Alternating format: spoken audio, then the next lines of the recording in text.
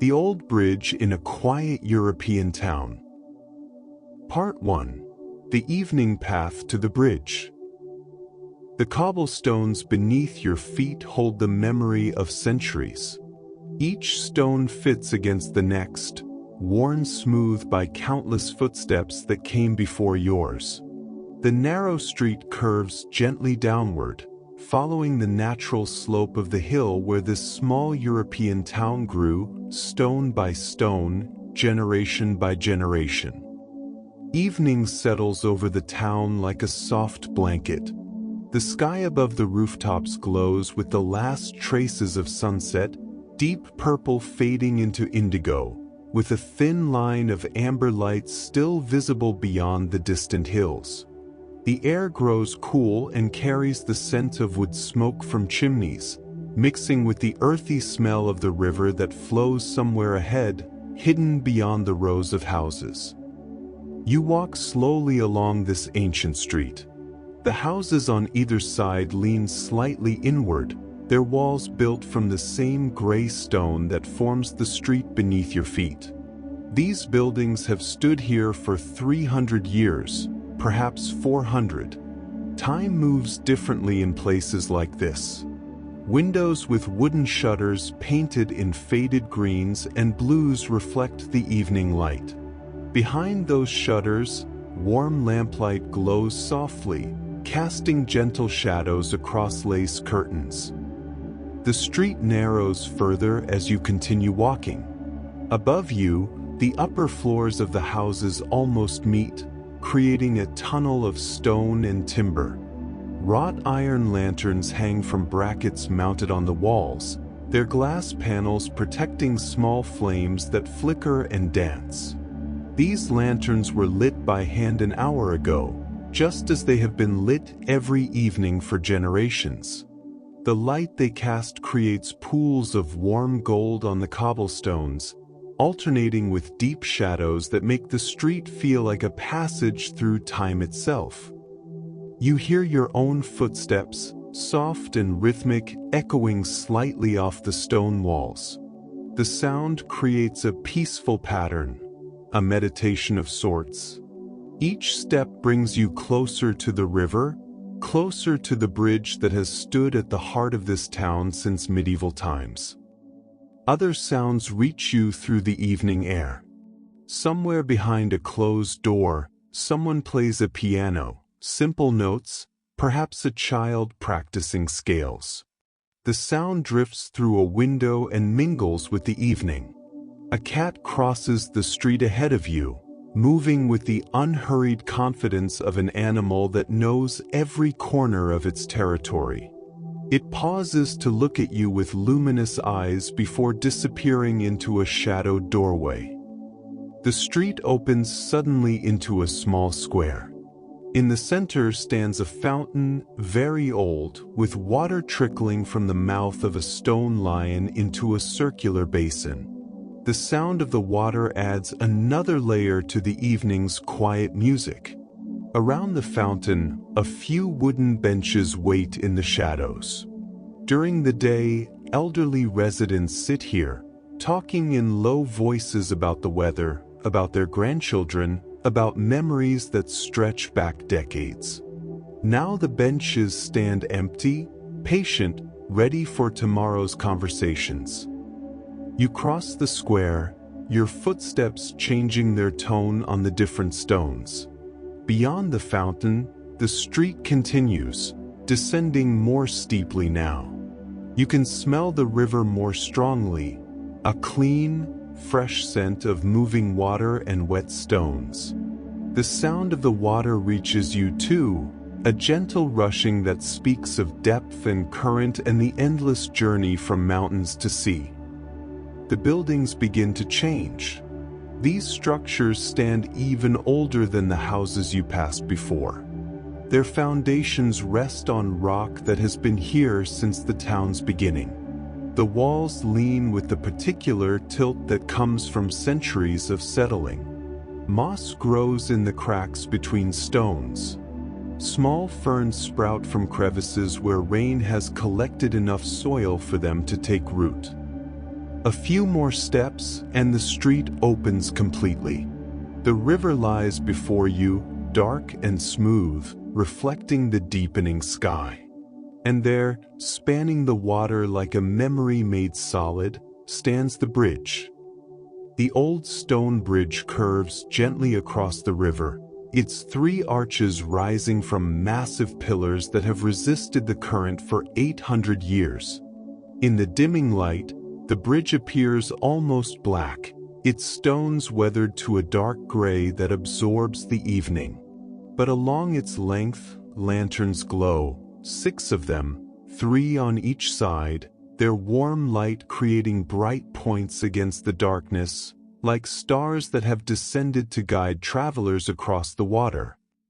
You pause at the edge of the bridge, letting your eyes adjust, letting the sight of it settle into your awareness. The bridge belongs to this moment and to every moment that came before it. Workers shaped these stones in the year 1247. They cut each block by hand, using tools that would seem primitive to us now: chisels and hammers, wooden scaffolds and rope pulleys, measurements taken by eye and experience rather than by instruments of precision. The master mason who designed this bridge learned his craft from his father, who learned from his father before him. Knowledge passed from generation to generation, carried in hands that knew how to judge the quality of stone, how to calculate the strength needed to support a structure that would bear weight for centuries. These builders understood something essential about patience, about creating work that would outlive them by hundreds of years. The nearest arch rises before you, its curve perfect, its stones fitted together without mortar, or with mortar that has long since dissolved, leaving only the precise geometry of the stones themselves to hold the structure together. This technique, called dry stone construction, relies on the weight of each stone pressing against its neighbors, on the careful calculation of forces and stresses, on an understanding of physics that existed long before anyone wrote equations to describe it. You step onto the bridge. The stones beneath your feet differ from the cobblestones of the street. These blocks lie larger, flatter, worn by 8 centuries of footsteps, cartwheels, horses' hooves, and the passage of countless travelers. The surface feels smooth but not slippery, polished by use into a texture that provides grip even in rain. The parapet rises to your waist on either side, topped with capstones that have been replaced several times over the centuries. You can see where newer stone interrupts the weathered gray, sections repaired after floods, after harsh winters, after the slow work of time. These repairs tell their own stories. Each generation took responsibility for maintaining what previous generations built, understanding that this bridge belonged to everyone who would ever need to cross this river. You walk slowly toward the center of the bridge, where the arch beneath you rises highest above the water. Here, you can lean against the parapet and look down at the river flowing beneath. The water moves steadily, purposefully, carrying its burden of dissolved minerals, fallen leaves, and the occasional piece of driftwood downstream. The surface catches the light from the bridge's lanterns and breaks it into fragments, dancing points of brightness that shift and reform with each subtle change in the current. The river speaks in a language older than words. Its voice flows constant and varied, sometimes rushing over shallow stones with a bright, chattering sound, sometimes moving deep and slow with a sound like breathing, like the earth itself drawing air in and releasing it in an eternal rhythm. Looking downstream, you see where the river curves between trees, disappearing into darkness. Mist begins to form above the water, thin wisps at first, then thicker layers that drift and curl in the slight breeze. This mist rises every evening when the water, warmed by sunlight during the day, meets the cooling air of night. The temperature difference creates condensation, and the condensation becomes visible as this ghostly vapor that transforms the river into something mysterious, something from an old story. Looking upstream, you see the river approaching from a valley between hills. In the distance, perhaps a kilometer away, you can just make out another bridge, smaller, newer, built of concrete in the 1960s to carry the modern road around the town's edge. That bridge serves a practical purpose, allowing trucks and cars to bypass the narrow medieval streets. But no one calls it the bridge. That name belongs only to this ancient crossing beneath your feet. You turn and rest your back against the parapet, looking across the bridge toward the far bank. The town continues there, rising up the opposite hillside. More houses with their glowing windows, more narrow streets climbing between stone walls. A church tower rises above the rooftops, its clock face illuminated, showing 8 in the evening. As you watch, the church bell begins to ring, 8 slow, deep tones that roll across the town, across the river, across the countryside beyond. The sound carries weight and history. This bell was cast in 1523, and its voice has marked the hours for 500 years. Part 2. The Bridge's Story Through Time. The bridge holds stories in its stones, and as you stand here in the quiet evening, those stories seem to rise like the mist from the river below.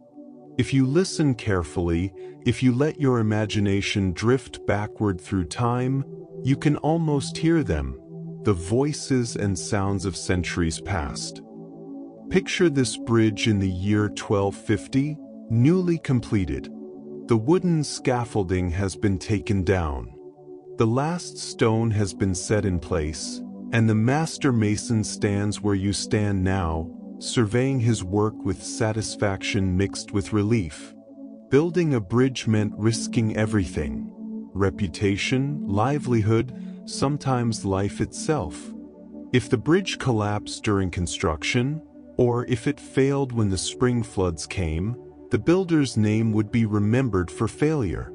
But if it stood strong, if it served the town well, then his name would be spoken with respect by generations yet unborn. The town in those days numbered perhaps 500 souls. Everyone knew everyone else. Everyone understood their place in the careful hierarchy of medieval life. The lord in his manor house on the hill, the priest in the church, the craftsmen in their workshops, the farmers in their fields beyond the town walls. The bridge connected these people to the wider world. Before it existed, travelers crossed the river by ford in summer and by ferry in winter. The crossing could be dangerous, especially when spring melt swelled the current.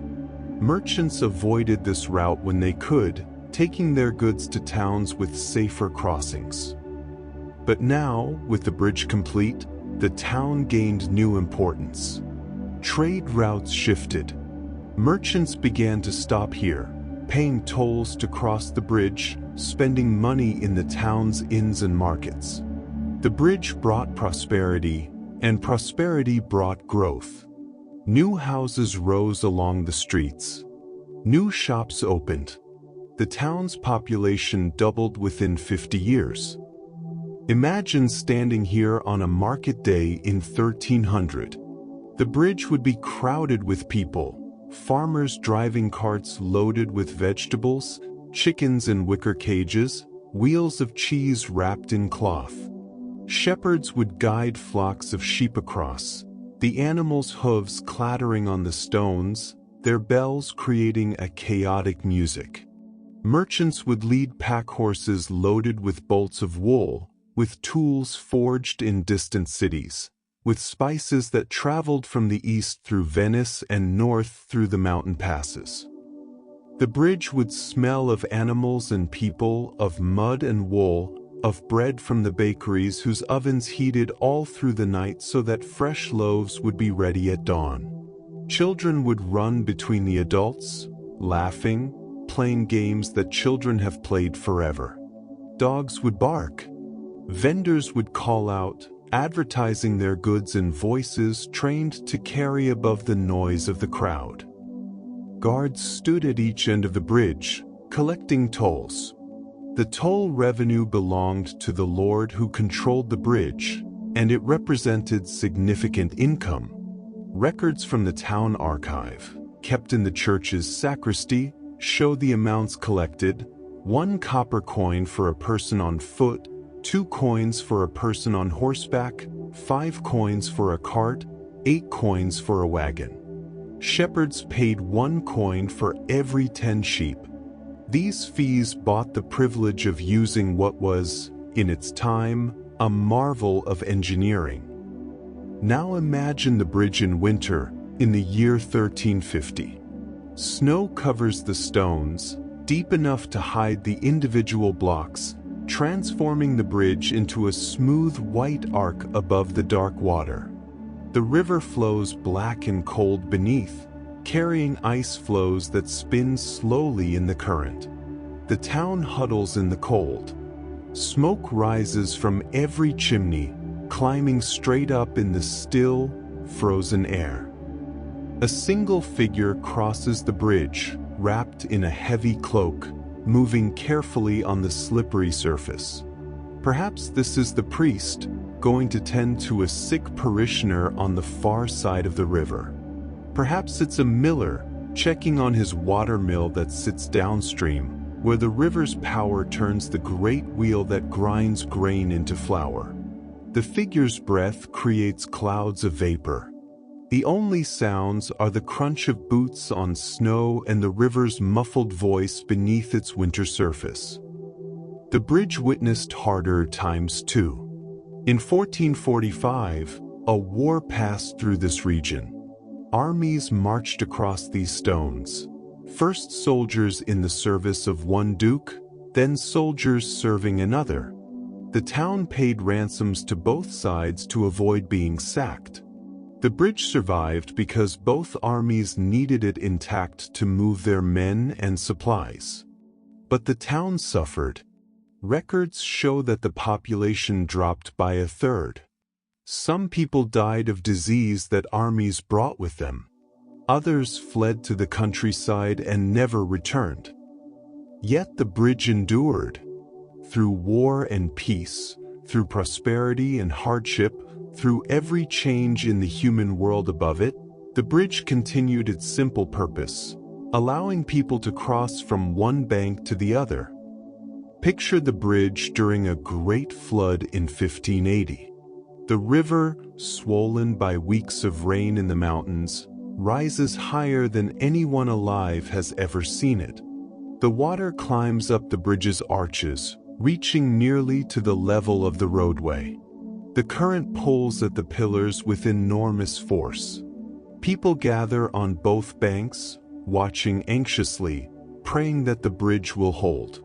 The town's survival depends on it. If the bridge falls, trade will cease. Without trade, the town will wither. Some of the older residents remember stories their grandparents told them of towns that lost their bridges, towns that became villages, villages that became abandoned ruins. But the medieval builders knew their craft. They sank the pillars deep into the riverbed, down to bedrock. They shaped each pillar with a pointed upstream edge, like the prow of a ship, to split the current and reduce the force against the structure. They calculated the width of the arches to allow enough space for floodwaters to pass through without creating dangerous pressure. The bridge shudders under the assault of the flood, but it holds.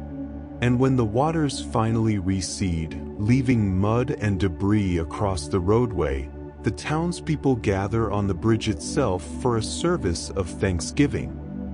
Time continues its work. In 1650, during a period of relative peace and growing prosperity, the town's wealthy families commissioned improvements to the bridge. They added the stone lantern posts that you see now, topped with iron brackets to hold oil lamps. They hired a sculptor to carve decorative elements. Here a date stone recording the year. There a coat of arms of the ruling family. There a religious symbol meant to bless travelers and protect the structure. Picture the bridge during the Age of Enlightenment, in the year 1750. New ideas circulate through Europe. Science begins to explain what was once attributed to mystery. Educated people visit this town, traveling through on the grand tour that young aristocrats undertake to complete their education. They stop on the bridge, and some make sketches of it in leather-bound journals. They admire the engineering, recognizing that the medieval builders, working without formal mathematical training, nevertheless applied principles that scientists are only now beginning to quantify. The bridge becomes famous in a small way.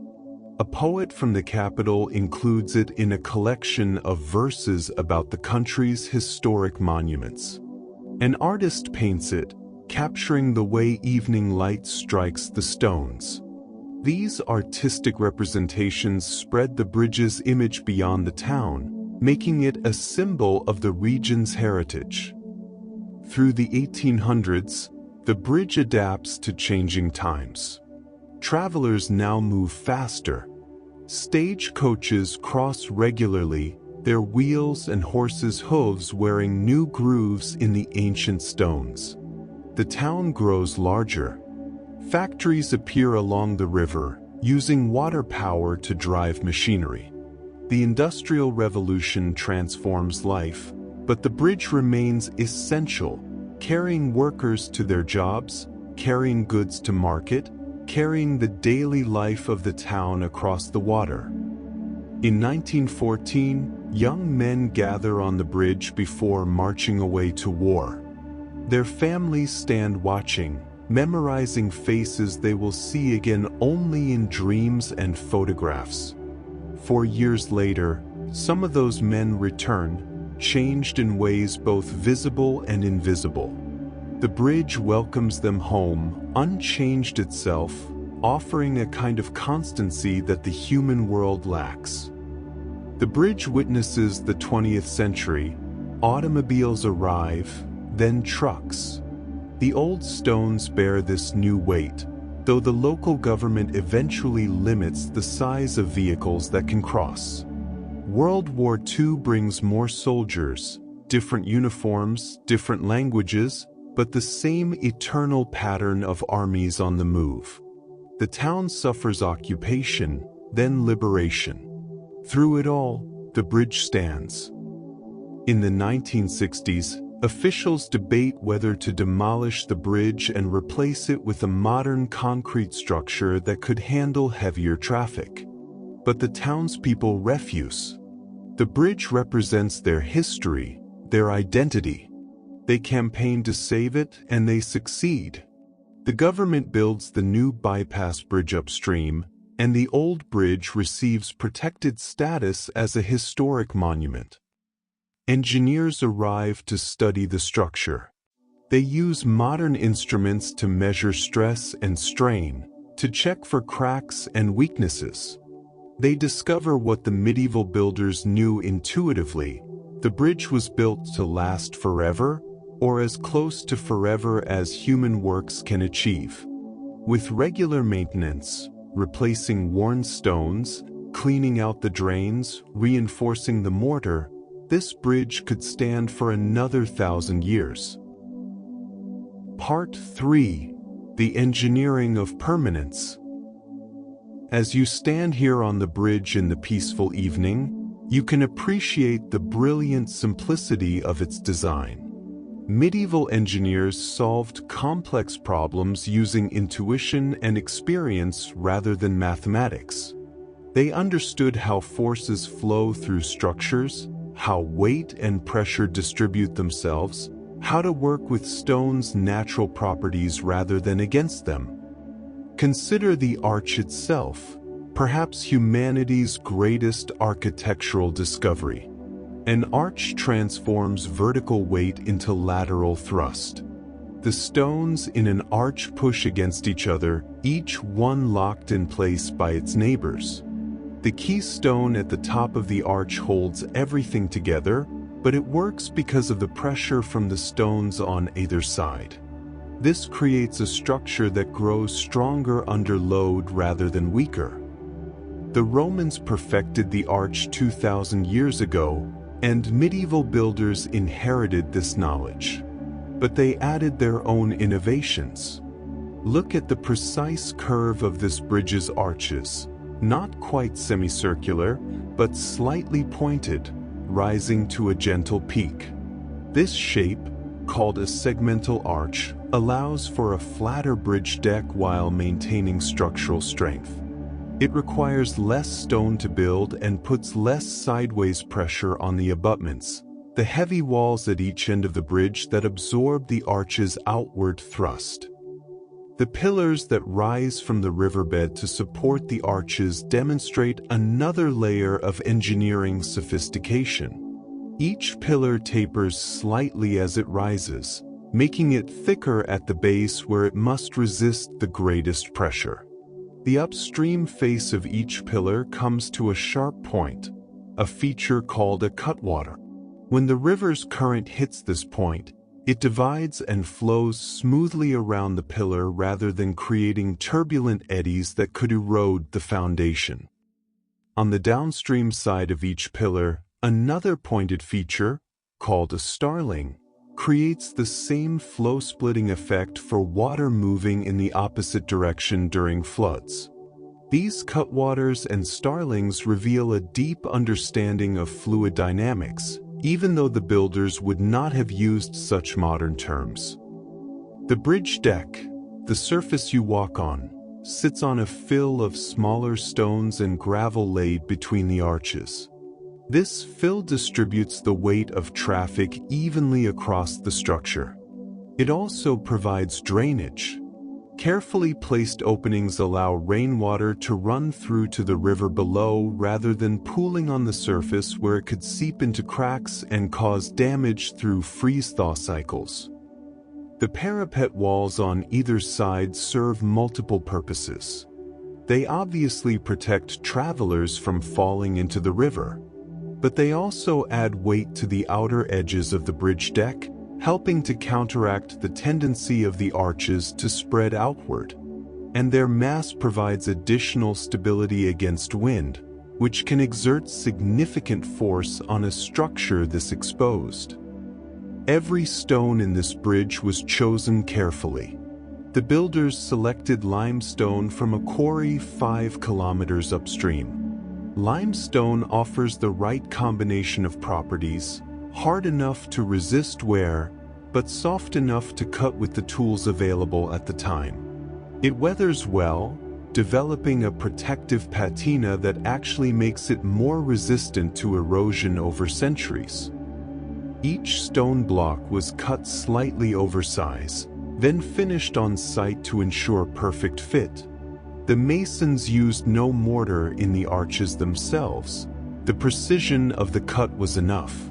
But they did use mortar between the stones in the pillars and parapets.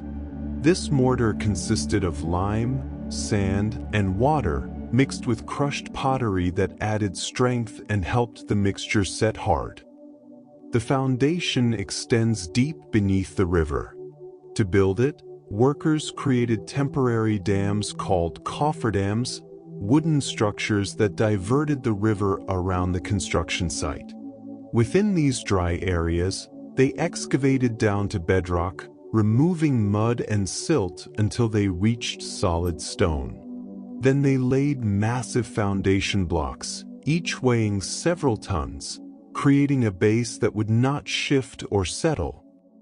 This foundation work happened during summer when the river flowed lowest. The builders knew they had only a few months to complete it before autumn rains would raise the water level again. They worked with urgency but also with extreme care, knowing that any flaw in the foundation could doom the entire project.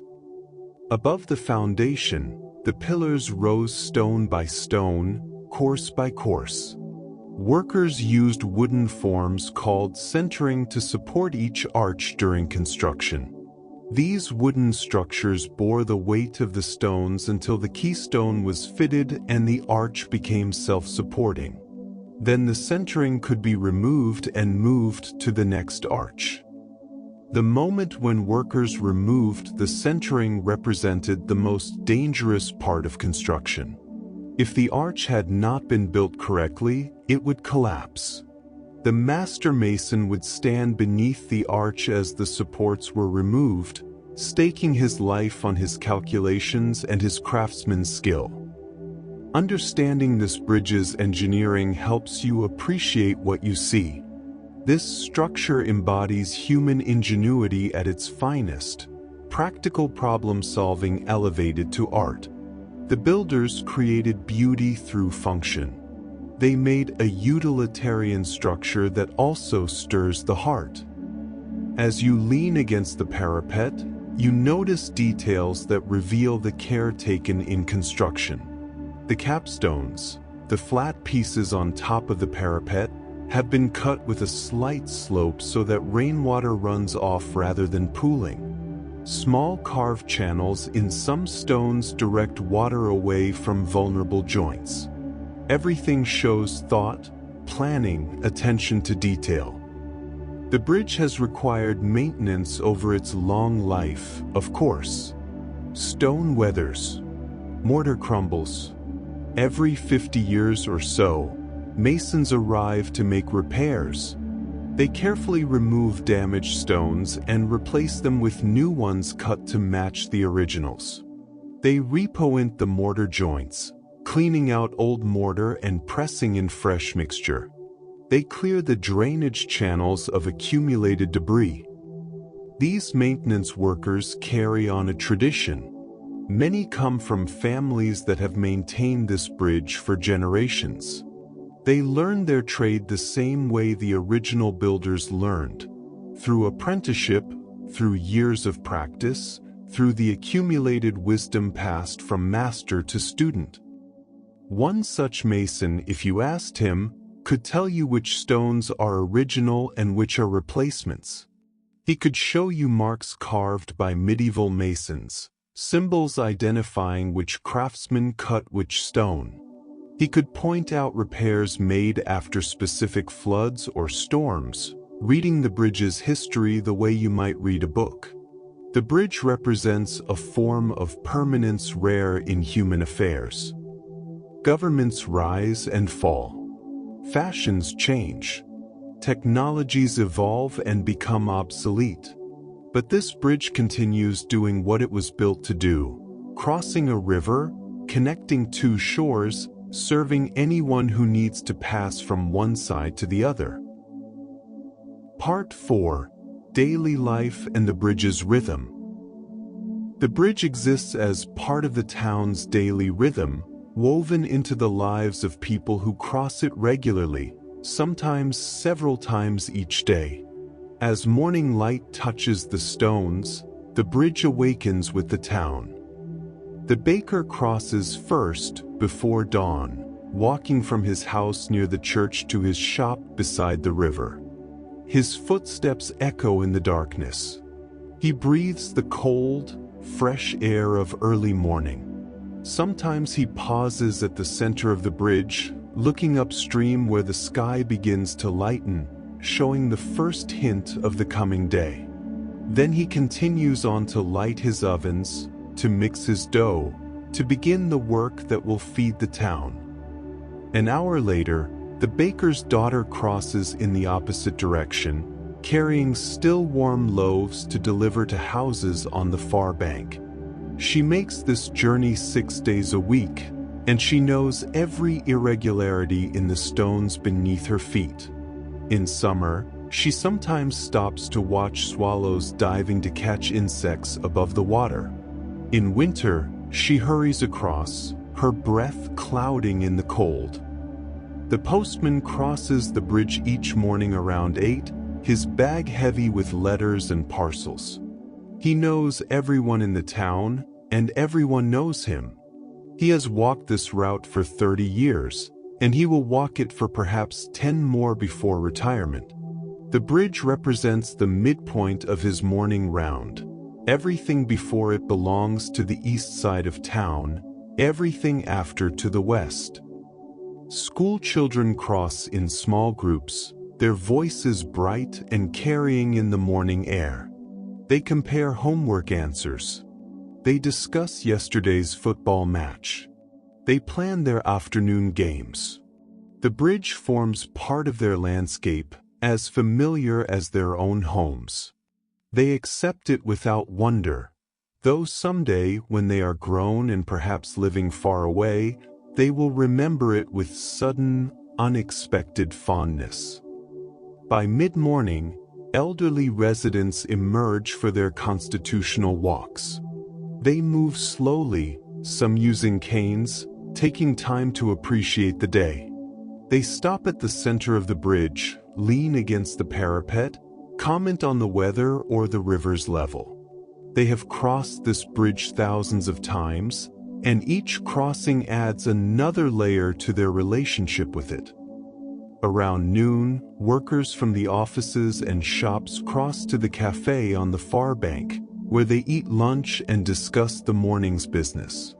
The bridge facilitates these social connections, these small daily interactions that build community.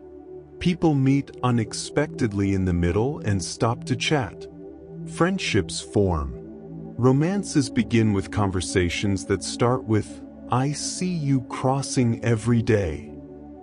In the afternoon, mothers with strollers cross to visit the playground near the river. The bridge's parapet runs low enough that young children cannot see over it unless their parents lift them up.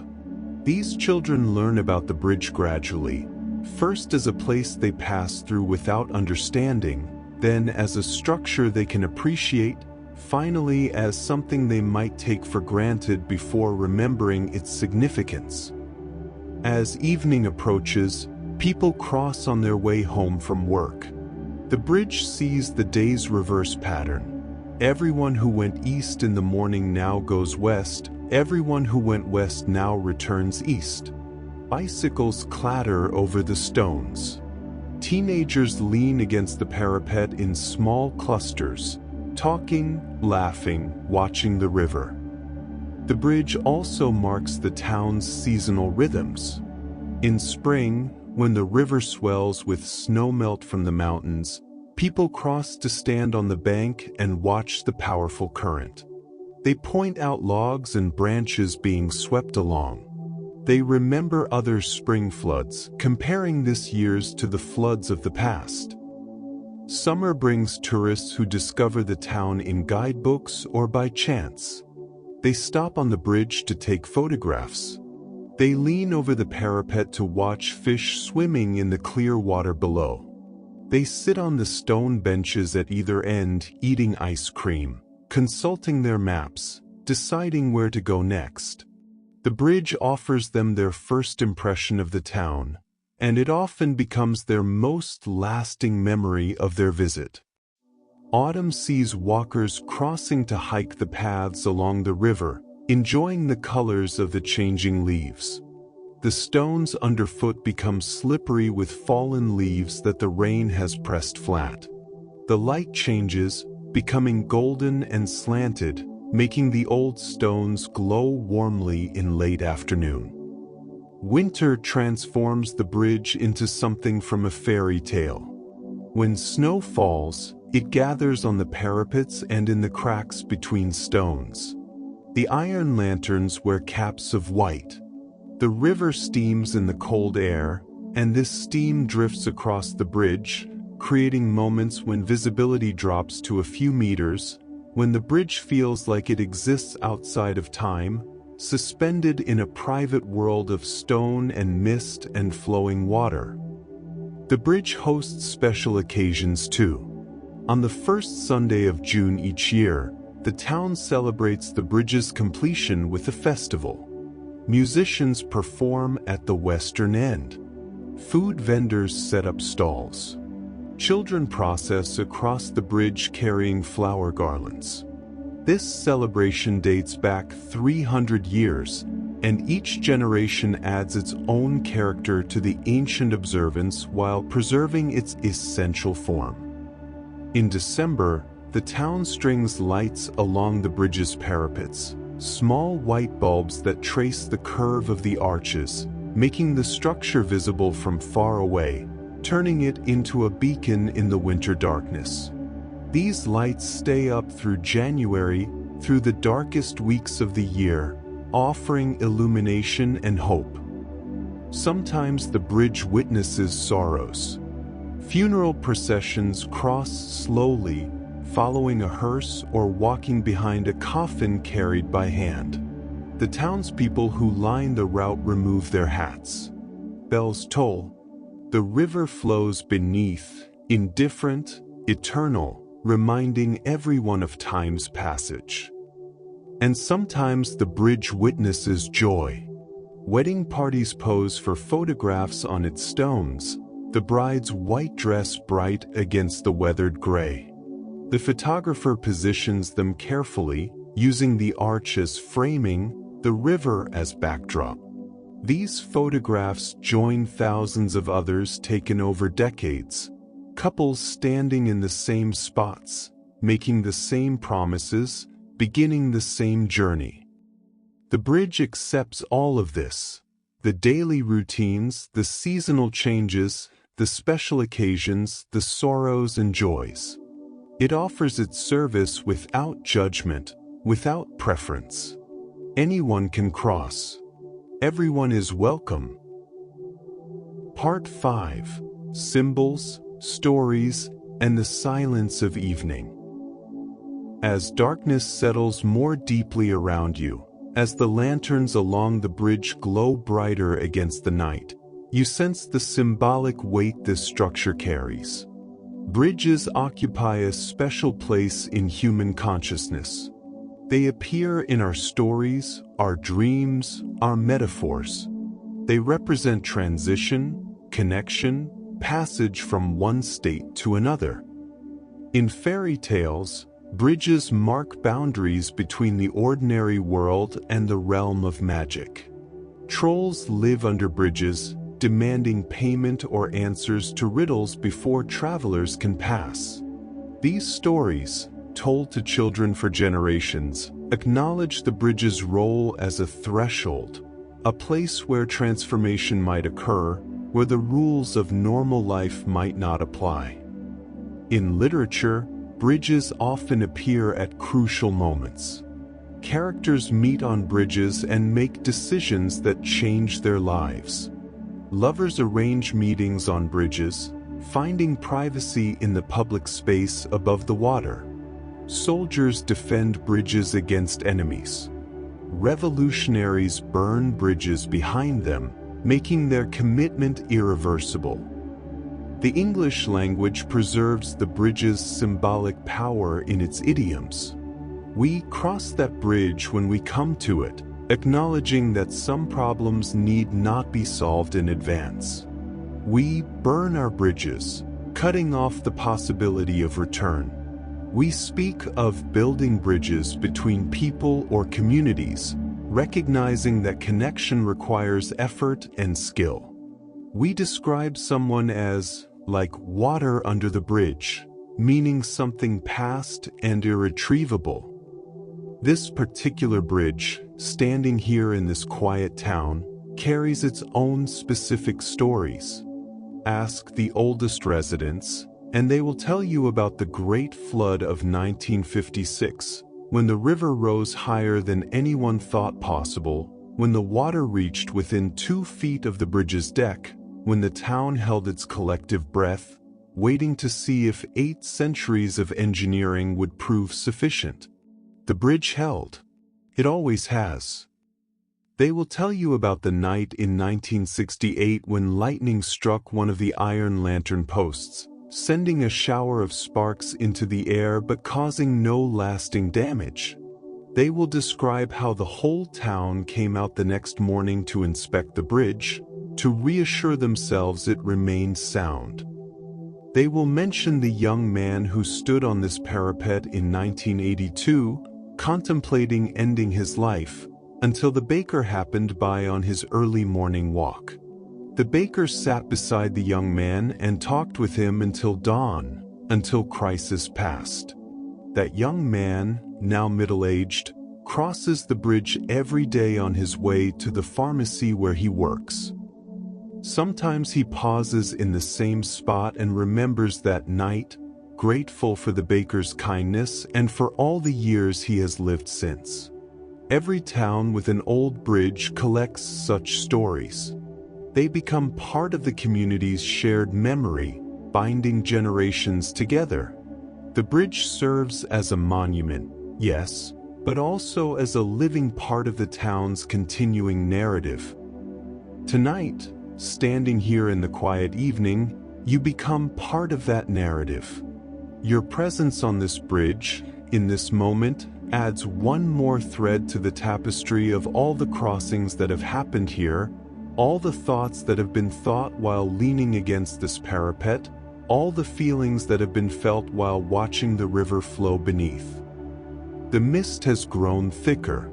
It rises from the water in layers, reducing visibility but somehow making the bridge feel more intimate, more enclosed.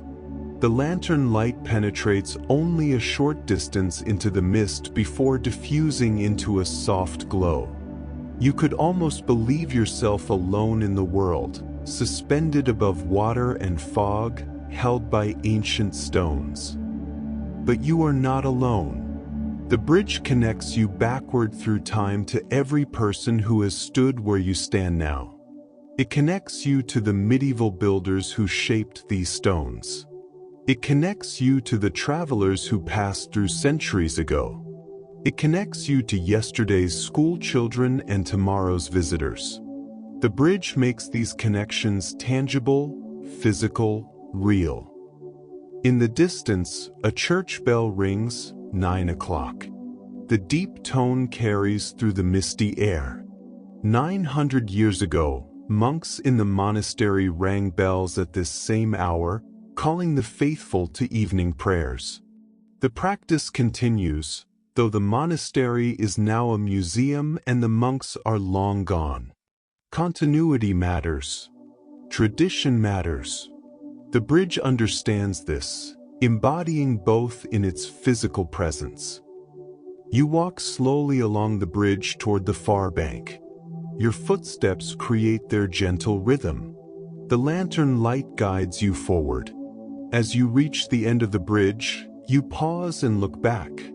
From this angle, the structure presents a different face. The arches frame the sky behind them. The lanterns create a line of light along the parapet. The stones catch and hold the illumination, seeming to glow from within. The bridge will stand here tomorrow, and the next day, and the day after that. It will stand through seasons and years. It will outlive everyone alive today. It will see changes we cannot imagine. But its essential nature will remain. Stones spanning water, one side reaching toward the other, making connection possible. As you turn away from the bridge and continue into the town beyond, you carry with you the peace of this evening, the quiet satisfaction of having stood in a place where time feels different, where the past and present exist together, where human skill and natural beauty combine to create something that transcends both. The bridge remains behind you, patient and permanent, waiting for the next person who needs to cross, ready to serve, standing as it has always stood, as it will continue to stand, solid and real beneath the stars. Thank you for spending this evening by the old bridge. Let the gentle image of stone, water, and lantern light guide you softly into peaceful rest. Please subscribe for more nighttime stories, and leave a comment telling me which quiet places you'd like to visit next in your dreams.